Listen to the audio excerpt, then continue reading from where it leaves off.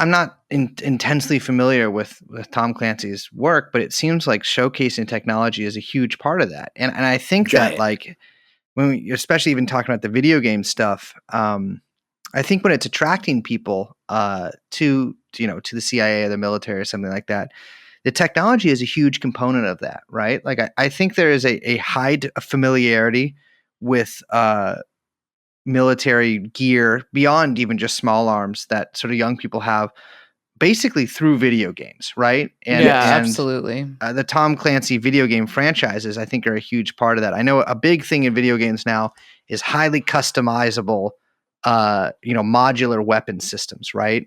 So people can put, their fucking, I don't know. I have no real familiarity with like lasers or IR laser or any of that shit, but they can put the specific branded laser of like that exists in real life on the side of their M4 that they're using in the video game, the specific site, the specific stock, all this kind of stuff. And I think that like Tom Clancy's novels seem to really like have a similar effect on people, right? Yeah. Where it's like you can, instead of just like reading about maybe the after effects of this stuff in the whatever newspaper or seeing maybe some footage of soldiers on TV or something like this, you can actually almost live vicariously through it and imagine yourself, like I think a lot of people do, in kind of the driver's seat of the people using this weapon system, whether it's like some missile guided blah whatever, or just like a sidearm or something like that.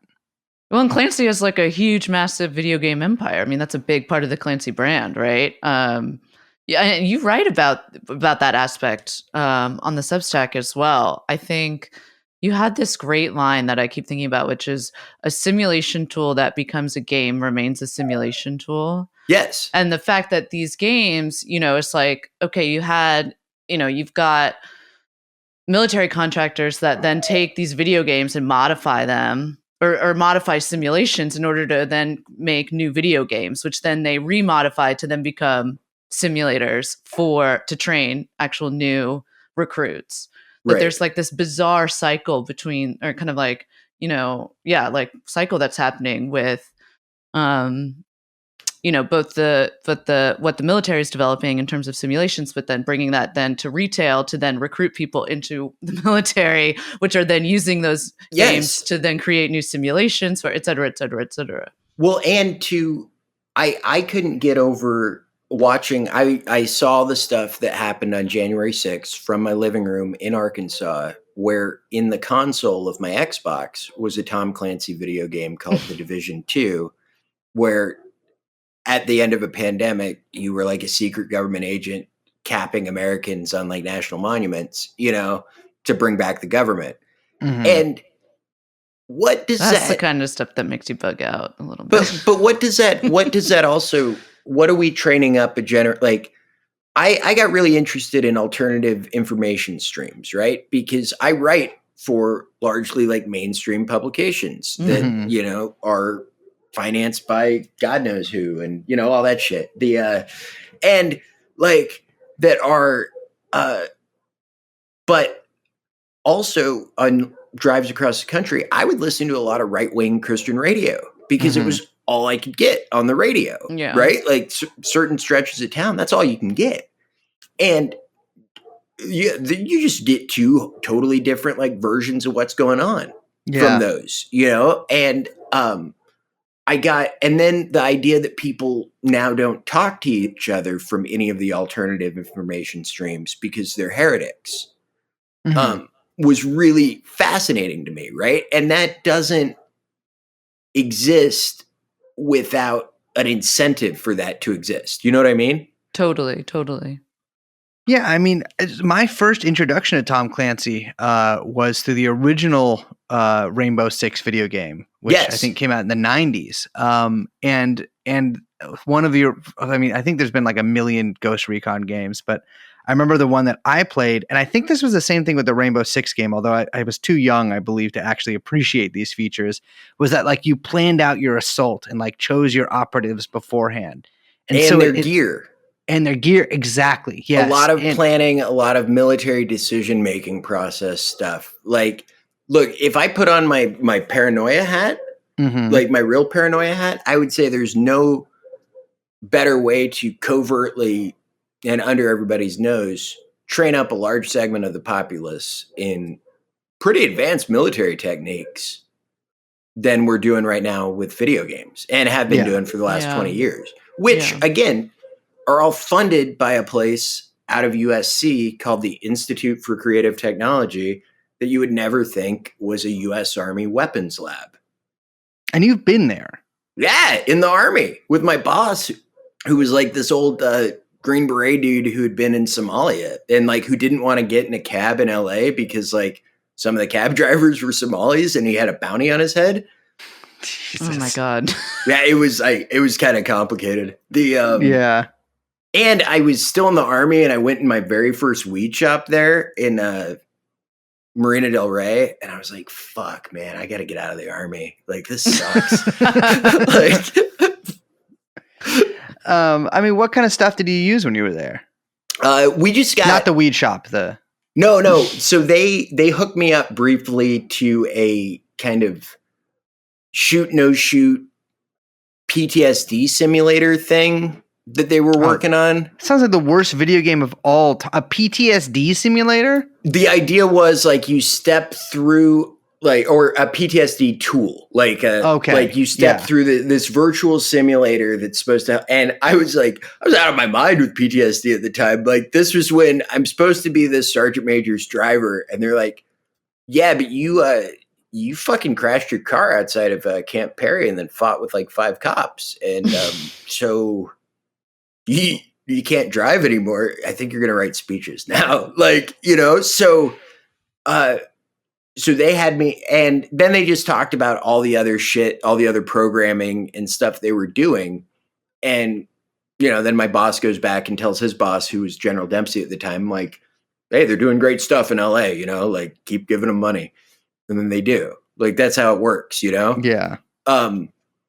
I got a coin from there and I talked with some of the dudes, but I remember being hooked up to that simulator and that's about it. I'm not saying this isn't like Turks and Caicos. It's not like I was hypnotized by that. I don't know. Maybe I'm a fucking Manchurian candidate. Who knows? Time will tell. Well, I mean, I'm praying that you're not, although I'm not getting a real Manchurian candidate vibe from this. Although, I mean, I guess if they were really good at it, I wouldn't get one at all. I mean, Raymond Shaw is the kindest, decent, most wonderful human man I've being ever met in my life. Yeah. But I mean, with Clancy, it's his video games integrated into this like military sort of, because I mean, for those who don't know, there was, I think, the most famous military game that the military actually, I believe, used to recruit, and they say train their soldiers. Well, I don't know if that's really true. They did. Was a game called America's Military, which America's Army. America's Army, excuse me. Yeah, not a very cleverly named game. No. But at least it doesn't. It's not just like an acronym, which is what I would usually expect from the U.S. Armed Forces. But is the Clancy stuff? I mean, is that used at all by the military? I mean, do they have any interaction with that? Yeah, the underlying artificial intelligence that is used, like the game engines in those, are developed by that Army lab, and then kind of licensed out to the various game companies, right? So yes, the very like the inner mechanics of it are G, Yeah. And then 2, the America's Army thing. I want to tell you a quick story about that. Absolutely. So my buddy Jason Amarine, the Green Beret guy that convinced me to get the Stellit shot, he has an action figure and he's a character in America's Army because he helped develop it at West Point. So he didn't tell me this story, but a person in the company of former Congressman Duncan Hunter in the basement of a Capitol Club told me this, which was, and he seemed to know, he was a retired guy that was selling the congressman on like struts, like truck struts that he was going to sell. But he wanted to tell me the story about video games in West Point. So they noticed at West Point that they were getting, during the Iraq War, 2007 timeframe, they were getting a lot of downloads from Ramadi. And so they tracked the downloads, right? And they figured out, like the like whoever's fighting us in Ramadi, I was never in Iraq, so like I don't fucking know how it went there. But like whoever's fighting us in Ramadi, they're using America's army to war game their like training.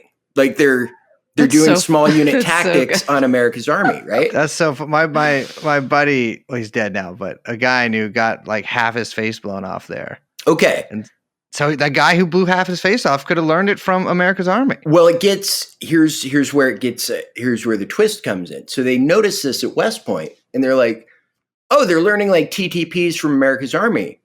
Well, we put in accurate like TTPs, like tactics, techniques, and procedures. I'm sorry. Mm-hmm. So let's just have let's tweak the code and have the American soldiers behave differently. And do it in such a way, basically they trained up these guys through a fake version of America's army, like a modded version, to attack American soldiers in a way that they would just be slaughtered immediately rather than have a good chance. Whoa. That's it. I mean, This is the kind of stuff McNamara could have never dreamed of.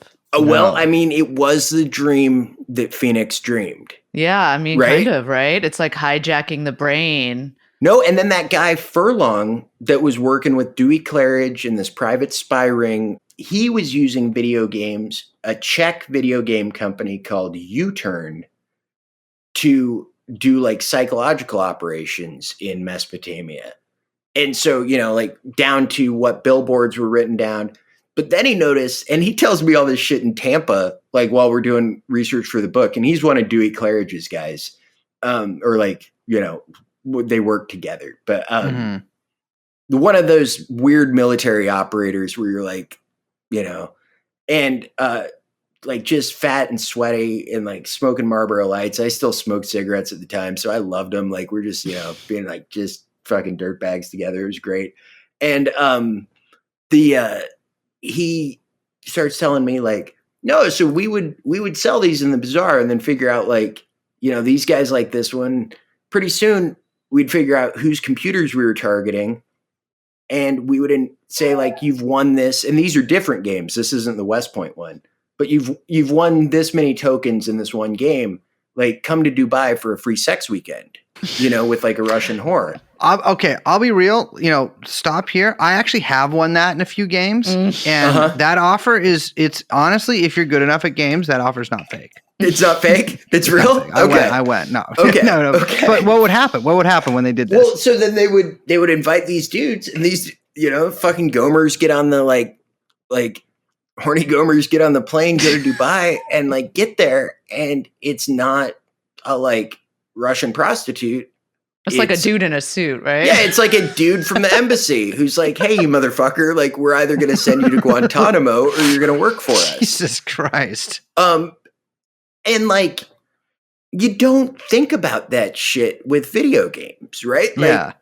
But they've been weaponized in the war on terror. And also you don't think about like, you're developing really good marksmanship in little kids with fucking Duck Hunt from Nintendo, which was a Japanese electronics company founded post-war by Army intelligence people. Shit. Yeah. Hell, yeah. I played the Hunt for Red October with the gun on the was it, the NES? Yes. I think. Yeah. My friend's mom's house. That's awesome. Did you have the power pad, anyone? I didn't. No. I never had the system. She had it. Okay. So I would go over there and play. I grew up notoriously bad at video games. And so I think that actually did worse for my marksmanship than anything else, because I could never get the two sticks to go to the same place that I wanted them to be in. But you're still thinking tactically, right? Like there's always thinking tactically. Right? You know me. I'm always ascertaining. I see Liz. She's like scoping the corners of the room at all times. I'm always scoping. I got my guys. She's in the pieing the wedge. Oh, I read. You have no idea. I have listed every little detail about the background in that room, and I've got it cataloged in my brain.